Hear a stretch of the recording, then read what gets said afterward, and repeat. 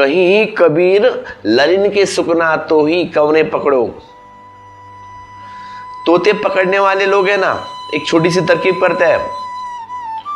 दो वृक्षों के बीच एक रस्सी लगा देते हैं, पतली सी रस्सी है दोरे जैसी, और उस रस्सी के ऊपर छोटे छोटे लकड़ियां अटका देते हैं।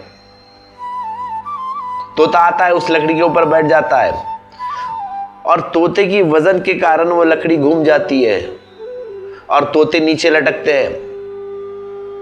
अब उल्टा तोता समझता है कि मैं फंस गया, अब डरता है लेकिन लकड़ी छोड़ता नहीं। अगर छोड़ गई तो नीचे गिरूंगा, डर की वजह से कोशिश करता है सीधे होने की, सीधी हो नहीं पाता क्योंकि वजन ज्यादा है, इसलिए उस लकड़ी के ऊपर बैठ नहीं सकता। अब नीचे गिरने का डर, और जितना तड़पेगा तोता उतना ही फंसेगा, और उस घबराहट में वह भूल जाता है कि मैं उड़ सकता हूं, मेरे पास भी पंख है, लेकिन छोड़ता नहीं वह लकड़ी। गिरने का कोई सवाल नहीं है, लकड़ी छोड़ दी तुरंत उड़ गया, लेकिन शीर्षासन है, शीर्षासन की वजह से उसे लगता है कि मैं फंस गया।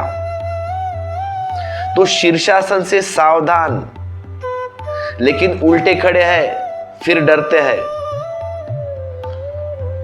तो कबीर कहते हैं, कहिए कबीर ललन की सुगना तो ही कवने पकड़ो। इसका अर्थ है मूर्ख, तुझे कौन पकड़ा है, किसने तुझे पकड़ा है, तू छोड़ दे लकड़ी, इस रस्सी को छोड़ दे। जैसे ही तू छोड़ा तू मुक्त हो गया। ये कहानी कहकर कभी क्या समझाना चाहते हैं हमें? तुम बंधन में नहीं हो, तुम पकड़े हो रस्सी। मोक्ष बंधन से मुक्ति नहीं है, पकड़ से छुटकारा है। बंधन तो बाहर होता है, पकड़ भीतर होती है। बंधन तो दूसरा भी लगा सकता है, पकड़ तुम लगा सकते हो। पकड़ दूसरा नहीं लगा सकता, लालच दूसरा नहीं कर सकता तुम्हारे लिए। तुम खुद लालची हो, तुम कुछ लालच करते हो कि ये चाहिए वो चाहिए। जिसको तुमने कपड़ा है, पकड़ा है, वहीं तुम्हें बंध गए हो तुम, और तुम डरते हो। अब तुम्हें पंखों का विस्फोरण हो गया है कि तुम उड़ भी सकते हो। गिरने का कोई डर नहीं है मेरे दोस्त, लेकिन तुम इतने दिन से बंधे हो, इतनी लंबी हो गई, तो बंधन का जो क्रिया है, प्रक्रिया, तुम भूल गए कि तुम उड़ सकते हो, तुम मुक्त हो सकते हो। कभी तुम आकाश में उड़ते थे। तोते देखा है ना आपने, पिंजरे में रखते हो, पिंजरे का दरवाजा खोल देते हो, तोता आता है तुम्हारा बाहर, पिंजरे के ऊपर बैठता है, लेकिन उड़ता नहीं क्योंकि वह भूल गया कि वह भी उड़ सकता है। बहुत दिन बंद रहने के बाद वह भूल जाता है कि मैं भी उड़ सकता हूं, क्योंकि उसकी क्षमता क्षीण हो गई, उसकी क्षमता क्षीण हो गई। एक संजय दत्त ने कहीं तो भी लिखा था इंटरव्यू में, मैंने पढ़ा था जब वो जेल में था, कि वह लिखना भूल गया था, उसने राइटर रखा है। देखिए वहां भी पढ़ा है कॉन्वेंट में, लेकिन बहुत वर्षों के कारण लिखना भूल गया, तो राइटर लिखना पड़ा। आज तुम भी लिखो एक पेपर के ऊपर कुछ भी, एक 10-15 पंक्तियां, लेकिन तुम्हारी बचपन की जो राइटिंग है आज नहीं होगी। बचपन में तुम्हारी राइटिंग बहुत अच्छी थी, लेकिन आज ऐसा लगेगा कि कुत्ते पंजे के अक्षर है। भूल गए तुम, और तुम्हारी स्पीड भी जब बच्चे थे तुम 10th में 9th में उतनी नहीं रहेगी, क्योंकि विस्फोरण हो गया। ऐसे ही तोते विस्फोरण हो जाते हैं कि मैं उड़ सकता हूं, लेकिन उनकी उड़ने की क्षमता क्षीण हो गई, भूल गए, उन्हें लगता है कि मुझे पंख ही नहीं है। क्या कहते कबीर, कबीर गहरा व्यंग कर रहे हैं। वह कह रहे हैं कि ललनी के सुगना तो ही कवड़े पकड़ो। किसने पकड़ा है तुझे मूर्ख? कोई पकड़ा हुआ नहीं है। तूने ही कुछ गलत चीजें पकड़ रखी है और तू कष्ट पा रहा है, तू दुख पा रहा है। तेरी वजह से you are responsible for your life. इसीलिए समस्त धर्म का सार है पकड़। क्लिंगिंग को छोड़ना है, कुछ भी मत पकड़ो। जियो, सब जियो, पकड़ो कुछ भी मत। रहो घर में, रहो दुकान पर, रहो बाजार में, रहो संसार में, पकड़ो मत, मुट्ठी खुली रखो। जियो सारे संसार को। वह जीने के लिए है, उसके जीने से प्रौढ़ता मिलेगी, उसके जीवन से तुम्हें समझ बढ़ेगी, अनुभव बुद्धिमत्ता को लाएगा। जियो पर जाग कर जियो, मूर्छित मत जियो, पकड़ो मत, मुक्त रहकर जियो। विचारों के संसार में एक भी अनुभव ऐसा नहीं कि उसे तुम छोड़ो। सब जो भी रोजमर्रा में जो घटता है वह अनुभव तुम्हें सिखाएगा कुछ, उसे छोड़ो मत। सभी अनुभव कर लेना जैसे है, क्योंकि उसको करने से ही तुम्हारे भीतर जो छिपा हुआ है ना, उसका बोध तुम्हें हो जाएगा। सभी अनुभव चाहे बुरे हो चाहे भले हो, गुजर जाना उससे, लेकिन जाग कर गुजरना, चाहे सुख हो चाहे दुख हो, ताकि अनुभव का कोई भी कारागृह तुम्हारा न बन जाए और तुम किसी अनुभव में बंद न हो जाओ। अब क्या हुआ है? अब ऐसे ही हुआ है। एक बार तुम जो अनुभव कर लेते हो तुम उसी में बन जाते हो। एक बार पता है सिगरेट पीना बुरा है, लेकिन फिर भी पिए चले जाते हो। फिर बार बार उसी को करना चाहते हो तुम। क्लिंगिंग पैदा हो गई, पकड़ पैदा हो गई, लालच पैदा हो गई। जो भी अनुभव तुम्हें सुख देता हो, जरा सी भी झलक देता हो, तो तुम उसे मुट्ठी में बांध लेते हो। तुम इतना अविश्वास किया है जीवन पर, तुम्हें यह पता ही नहीं कि जिस जीवन से यह अनुभव तुम्हें मिला है, उस जीवन से और बड़े अनुभव तुम्हें मिल सकते हैं। तुम एक ही जगह ठहर गए, घर बांध दिया वहां पे, और अनुभव मिलेंगे। बंधने की जल्दबाजी मत करो। जो जीवन जहां लाया गया है वह जीवन और एक विराट किनारे तक भी आपको ले जा सकता है।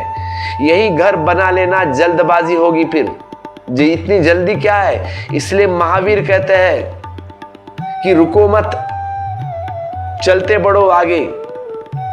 तुम रास्ते पर पहला कदम ही नहीं रखते कि तुम वहां पड़ाव बना लेते हो, वहां घर बना लेते हो।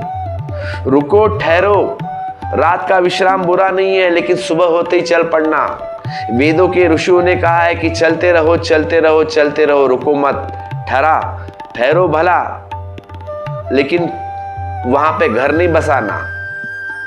बुद्ध अपने भिक्षुओं से कहते हैं, चेरवती चेरवती चेरवती, चलते रहो, चलते रहो, चलते रहो, विश्राम के लिए रुको मत, घर मत बनाओ।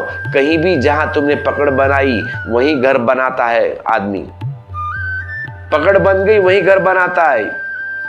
जहां घर बना वहां जल्दी कारागार निर्मित होता है, हो ही जाएगा।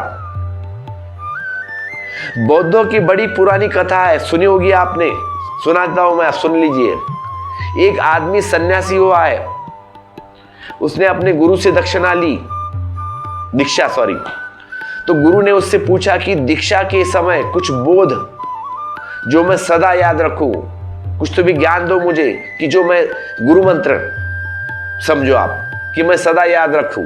तो गुरु ने कहा कि एक बात का ख्याल रखना, तुम कभी बिल्ली मत पालना। अब तुम समझोगे ये ऐसी कैसी अद्भुत अनचढ़ी बात कह दी, बिल्ली मत पालना।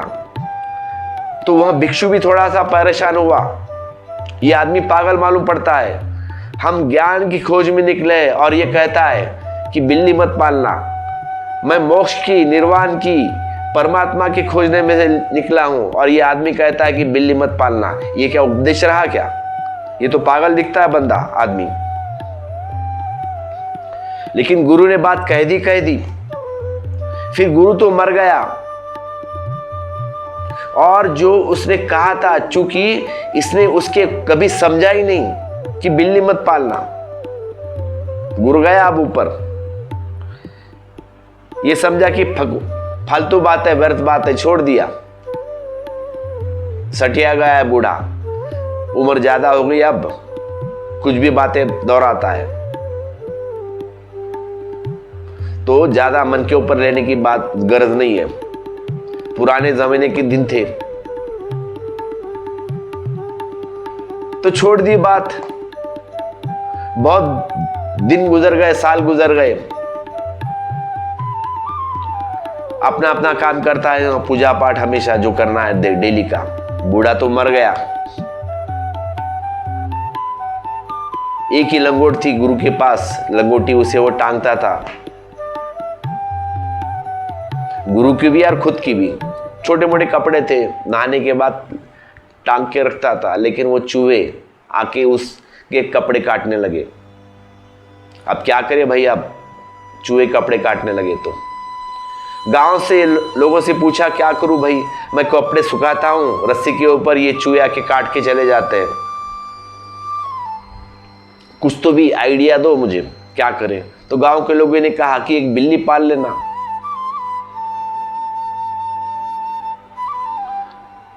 अब वही भूल हो गई, गुरु ने कहा था बिल्ली पाल लेना, पालना मत, लेकिन पहले कहानी शुरू हो गई। अब सेकंड पार्ट, गांव के लोगों ने कहा कि बिल्ली पाल लो तो चूहे से झंझट बच जाएगी। उसे ये बात याद नहीं रह गई कि गुरु ने कहा था बिल्ली मत पालना, लेकिन बिल्ली पाल ली, झंझट शुरू हो गई। अब बिल्ली को पाला है तो उसे भोजन देना पड़ेगा। अब बिल्ली क्या पीती है आपको भी पता है, दूध चाहिए उसके लिए। चूहे तो खत्म कर लिए बिल्ली ने। अब बिल्ली घर पे आके बैठी तो उसे रोज खाना चाहिए दूध। तो गांव के लोगों से पूछा कि क्या करें, अब अड़चन हो गई। तो गांव के लोगों ने कहा कि हम सब दक्षिणा इकट्ठा करके गाय आपको भेंट कर देते हैं, तो उस बिल्ली के खाने की व्यवस्था हो जाएगी। तो बिल्ली के पीछे गाय आ गई। अब गाय को खिलाने के लिए घास कहां से लाए? तो गांव के लोगों ने कहा कि जमीन पड़ी है हमारी, सब गांव वालों की, गायरान, हम तुझे वो दान देते हैं, खेती बाड़ी शुरू कर देना, तो गाय की खाने की व्यवस्था हो जाएगी, चारे की।